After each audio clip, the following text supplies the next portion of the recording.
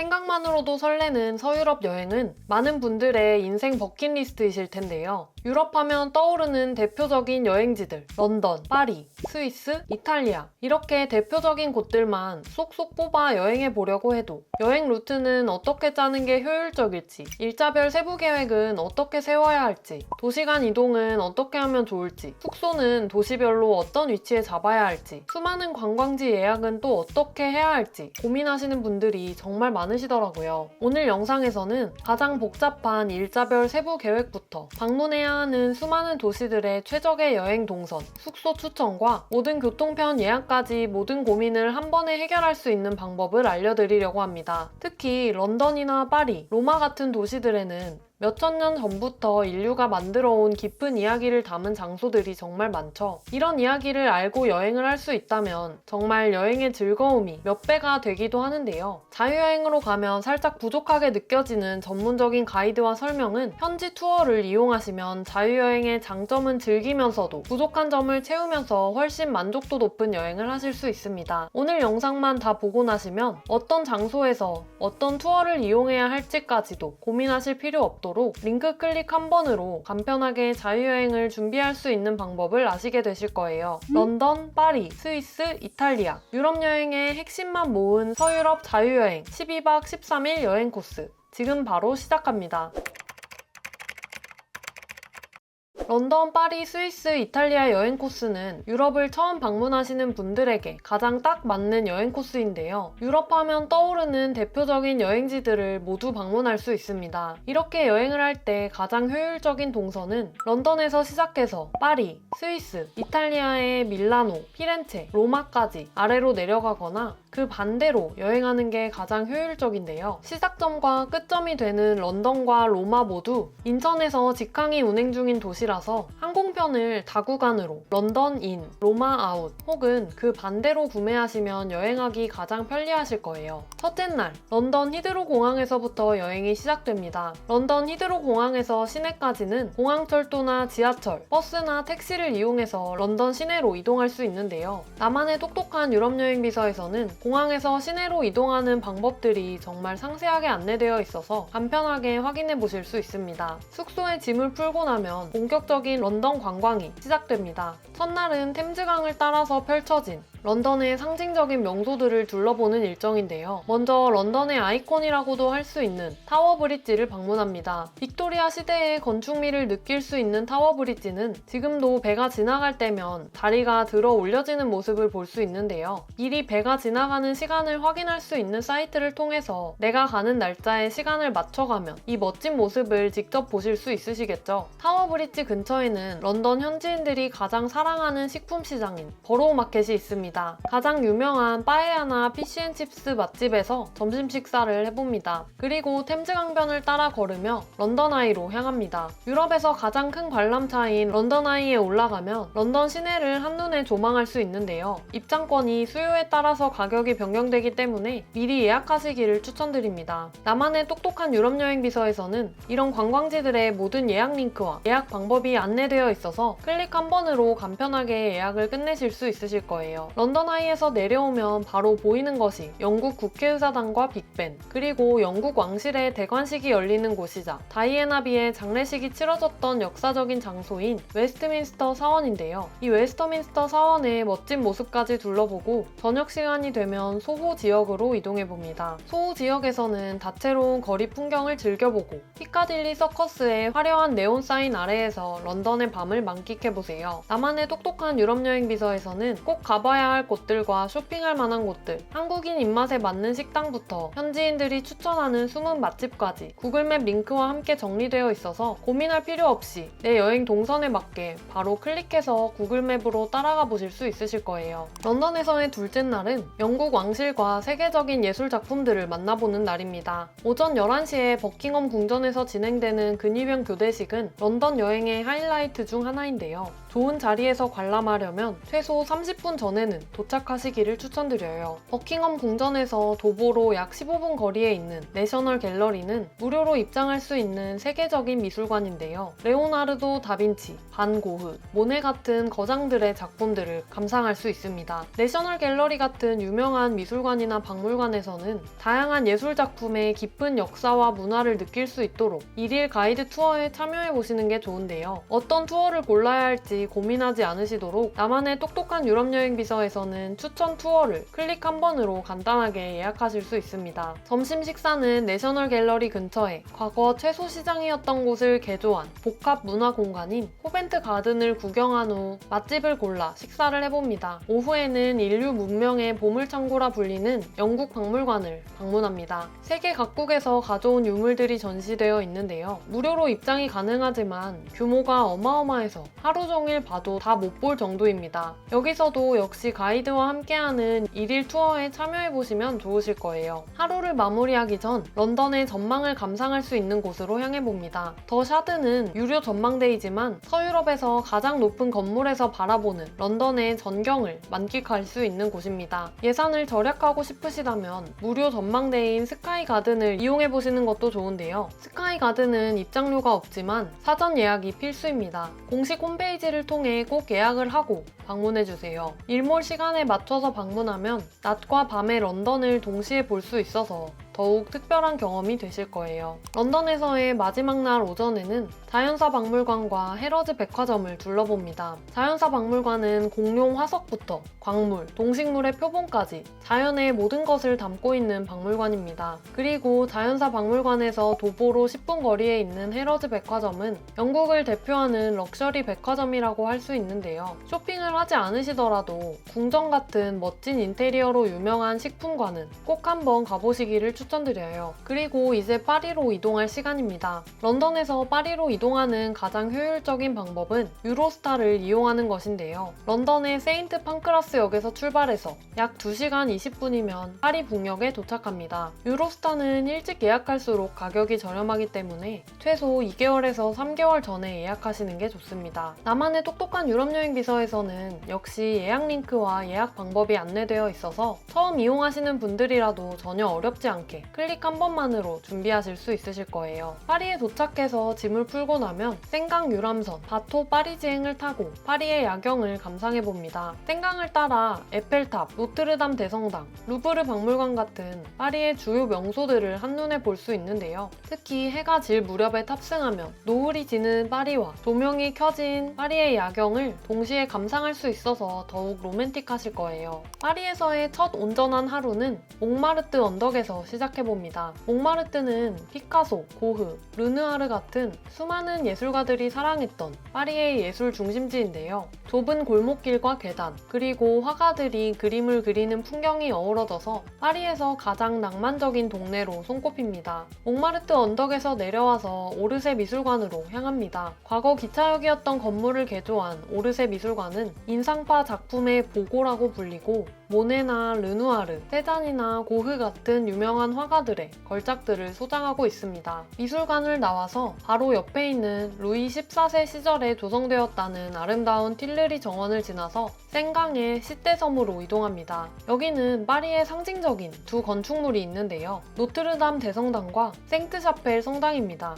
노트르담 대성당은 방문 전날 자정에 예약 링크가 오픈돼서 예약하기가 쉽지가 않은데요. 외부에서 관람할 수 있는 모습만으로도 충분히 웅장한 아름다움을 느끼실 수 있으실 거예요. 바로 근처의 생트샤펠 성당은 스테인드 글라스로 유명한데 햇빛이 비치는 시간에 방문하시면 형형색색의 빛이 성당 내부를 물들이는 환상적인 모습을 목격하실 수 있으실 거예요. 저녁에는 샹젤리제 거리를 거닐면서 개선문으로 향해봅니다. 세계에서 가장 아름다운 거리라고 불리기도 하는 샹젤리제 거리의 끝에는 나폴레옹이 건설한 개선문이 서 있는데 이 개선문 전망대에 올라가면 샹젤리제와 에펠탑이 한눈에 보이는 파리의 멋진 전경을 감상하실 수 있으실 거예요. 5번째 날은 파리 근교의 베르사유 궁전을 방문하는 날입니다. 태양왕 루이 14세가 건설한 베르사유 궁전에서는 프랑스 왕실의 권력과 부를 상징하는 화려함의 극치를 느껴보실 수 있으실 거예요. 베르사유 궁전은 전 세계에서 찾아오는 방문객이 많아서 사전 예약은 필수입니다. 예약 없이 방문하면 입장까지 몇 시간을 기다려야 할 수도 있으니까 꼭 사전에 예약해주세요. 오후에 파리 시내로 돌아와서는 세계 3대 박물관 중 하나인 루브르 박물관을 방문해봅니다. 루브르는 40만 점이 넘는 소장품을 자랑하는 세계 최대의 박물관으로 모나리자, 밀로의 비너스 같은 교과서에서만 보던 작품들을 실제로 만날 수 있습니다. 역시 사전 예약은 필수이고 더 심도 있고 깊게 루브르 박물관을 돌아보고 싶다면 1일 투어에 참가해 보시는 걸 추천드려요. 루브르 박물관을 나와서 콩코드 광장을 지나 오페라의 유령의 배경이 된 오페라 가르니에, 그리고 파리의 유명 백화점인 프랭땅과 갤러리 라파에트까지 방문해봅니다. 하루를 마무리하는 건 역시 에펠탑의 조명쇼죠. 매 정시마다 5분간 진행되는 반짝이는 조명쇼는 파리 여행의 하이라이트이자 가장 로맨틱한 순간이라고도 할 수 있습니다. 나만의 똑똑한 유럽 여행 비서에서는 에펠탑 뷰 피크닉을 즐기기 가장 좋은 장소들이 구글맵 링크와 함께 안내되어 있어서 클릭 한 번으로 모든 정보를 확인해 보실 수 있으실 거예요. 파리에서의 마지막 오전에는 파리의 트렌디한 지역으로 독특한 빈티지 샵들과 디자이너 브랜드 매장들이 모여있는 마레지구로 가봅니다. 또는 르봉 마르쉐 백화점에 가보는 것도 좋은데요. 지하 식품관에는 전 세계의 진귀한 식재료와 디저트, 와인들이 모여있어서 구경만 해도 정말 즐거우실 거예요. 그리고 스위스 인터라켄으로 이동합니다. 파리에서 인터라켄까지는 기차로 약 6시간이 소요되는데 바젤이나 베른을 거쳐가는 경로가 일반적입니다. 이렇게 도시간 이동을 하는 교통편을 알아보는 게 자유여행의 어려운 점인데요. 나만의 똑똑한 유럽여행 비서에서는 파리에서 인터라켄 구간 기차 예약 방법이 상세히 안내되어 있어서 클릭 한 번으로 복잡하고 어려운 도시간 이동편 예약을 끝내보실 수 있습니다. 인터라켄은 호수 사이라는 뜻으로 튠 호수와 브리엔츠 호수 사이에 위치한 아름다운 마을입니다. 저녁에는 숙소 근처를 산책하며 스위스의 청정한 공기를 느껴보고 다음날에 융프라우 등반을 위해서 일찍 휴식을 취해봅니다. 드디어 스위스 여행의 하이라이트, 융프라우에 방문하는 날입니다. 융프라우는 유럽의 지붕이라고 불리고 해발 3,454m에 위치한 융프라우 전망대는 유럽에서 가장 높은 기차역이기도 합니다. 워낙 날씨에 따라 볼 수 있는 전망이 달라서 실시간 날씨를 확인할 수 있는 사이트에서 날씨를 확인하신 후 출발하시기를 추천드려요. 오후에 인터라켄으로 돌아온 후에는 하더쿨룸 전망대를 방문해봅니다. 케이블카를 타고 10분이면 도착하는 하더쿨룸은 인터라켄 마을과 두 호수, 그리고 융프라우를 비롯한 알프스 산맥을 한눈에 조망할 수 있는 전망대입니다. 융프라우만큼 높지는 않지만 오히려 적당한 높이에서 바라보는 파노라마가 더 아름답다는 분들도 많으시더라고요. 인터라켄에서 밀라노를 거쳐 피렌체로 이동하는 날입니다. 일정이 조금 더 여유로우시다면 밀라노에서 1박 정도 하시는 것도 좋습니다. 아침 일찍 인터라켄을 출발하면 오전 중에 밀라노에 도착하게 됩니다. 밀라노는 이탈리아의 경제 수도이자 패션의 중심지로 세련되고 현대적인 분위기 때문에 로마나 피렌체와는 또 다른 매력을 가진 곳입니다. 고딕 양식의 걸작이라고 불리는 밀라노 대성당과 세계에서 가장 아름다운 쇼핑 아케이드로 꼽히는 비토리오 엠마누엘레 2세 갤러리아를 둘러봅니다. 오후에는 밀라노 공국의 요새로 15세기에 지어진 스포르체스코 성을 방문하고 다시 기차를 타고 피렌체로 이동합니다. 피렌체에 도착하면 저녁 시간일 텐데 숙소에 체크인하고 근처 레스토랑에서 토스카나 지방의 전통 요리로 저녁 식사를 즐기고 휴식을 취해봅니다. 피렌체는 르네상스의 발상지이자 메디치 가문의 도시로 도시 전체가 거대한 미술관이라고 해도 과언이 아닙니다. 피렌체에서의 하루는 우피치 미술관에서 시작해봅니다. 우피치 미술관은 세계에서 가장 중요한 르네상스 미술 컬렉션을 소장하고 있는 곳으로 보티첼리의 비너스의 탄생, 레오나르도 다빈치의 수태고지 같은 걸작들을 만나볼 수 있습니다. 시뇨리아 광장과 단테의 집을 지나서 베키오 다리로 향해봅니다. 아르노 강 위에 지어진 베키오 다리는 피렌체에서 가장 오래된 다리이자 가장 아름다운 다리로 불리는데요. 다리 위에 보석 상점들이 늘어서 있는 독특한 구조로 유명합니다. 마지막으로 미켈란젤로 언덕에서 하루를 마무리합니다. 특히 일몰 시간에 맞춰서 올라가면 황금빛으로 물드는 피렌체의 붉은 지붕들과 두오모, 그리고 아르노 강이 만들어내는 환상적인 풍경을 볼 수 있습니다. 피렌체에서 출발해서 피사를 거쳐 로마로 이동하는 날입니다. 아침 일찍 피렌체 산타 마리아 노벨라 역에서 기차를 타고 1시간 정도면 피사에 도착할 수 있습니다. 피사의 사탑은 원래 대성당의 종탑으로 지어졌는데 건축 중에 지반이 약해서 기울기 시작했고 그 기울어진 모습으로 정말 유명한 곳입니다. 피사의 사탑에 올라가 보고 싶으시다면 사전 예약이 필수인데요. 하루에 입장할 수 있는 인원이 제한되어 있고 30분마다 그룹으로 입장하기 때문에 예약하지 않으면 올라가지 못할 수도 있으니 사전에 꼭 예약해주세요. 피사에서 관광을 마치고 로마로 이동합니다.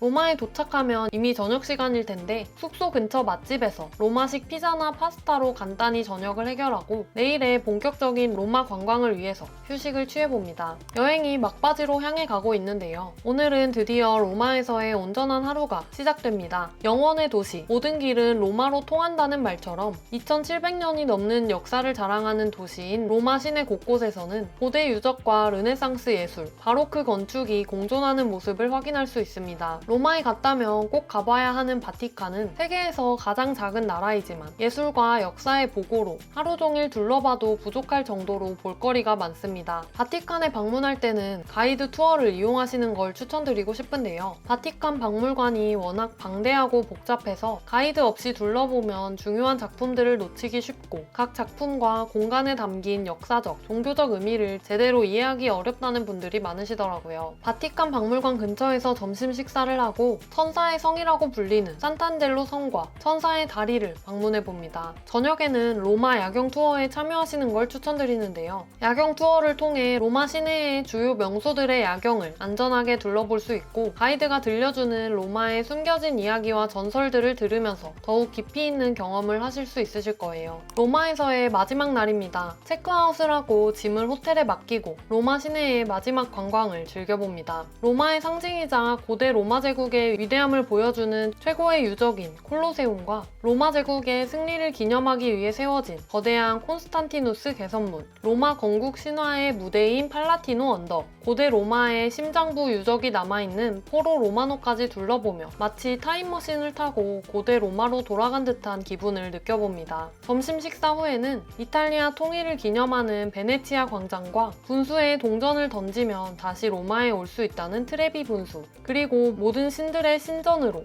2000년 전에 지어진 건물인 판테온과 로마에서 가장 아름다운 광장인 나보나 광장까지 둘러보며 로마를 완벽하게 즐길 수 있는 코스를 따라가 보세요. 로마에서 더 시간이 있으시거나 일정에 여유가 있는 분들을 위해서 나만의 똑똑한 유럽 여행 비서에서는 추가로 방문할 만한 명소들도 상세하게 소개되어 있습니다. 로마에서 당일치기로 다녀올 수 있는 로마 근교 소도시들까지 안내되어 있어서 일정에 하루나 이틀 정도 여유가 있다면 이런 곳들을 방문해서 좀 더 깊이 있는 로마 여행을 즐겨보세요. 이렇게 로마 관광을 마치고 레오나르도 다빈치 공항으로 이동해서 귀국합니다. 이렇게 여행했을 때 여행 경비가 얼마나 들지도 궁금하셨을 텐데요. 여행 경비는 숙소 110만 원, 관광지 입장료와 교통편, 식비까지 포함해서 약 395만 원입니다. 어떠셨나요? 오늘 영상을 통해 런던, 파리, 스위스, 이탈리아 12박 13일 여행을 어떻게 하면 좋을지 아시게 되셨을 거예요. 무려 4개 나라의 주요 도시들을 둘러보는 이 여행 코스대로 여행은 하고 싶은데 도시간 교통편을 예약하거나 관광지를 예약하는 일이 정말 복잡하게 느껴졌을 텐데요. 나만의 똑똑한 유럽 여행 비서 하나만 있으면 이 모든 일정에 예약 필요한 관광지, 교통편들을 한눈에 파악하실 수 있고 각 도시별로 추천하는 숙소 리스트까지 포함되어 있어 준비를 한눈에 끝내실 수 있습니다. 또 가장 효율적인 동선으로 일자별 세부 계획이 작성되어 있어서 이대로만 따라가시면 동선이 꼬여서 돈과 시간을 낭비하며 후회하는 일 없으실 거예요. 지금 고정 댓글과 더보기 링크를 통해 자세한 내용을 확인하실 수 있습니다. 단 10분 만에 복잡한 유럽 여행 준비를 끝내고 사랑하는 가족이나 연인, 친구와 함께 평생 잊지 못할 추억을 만들어 보시길 바라겠습니다. 그럼 오늘도 시청해주셔서 감사합니다.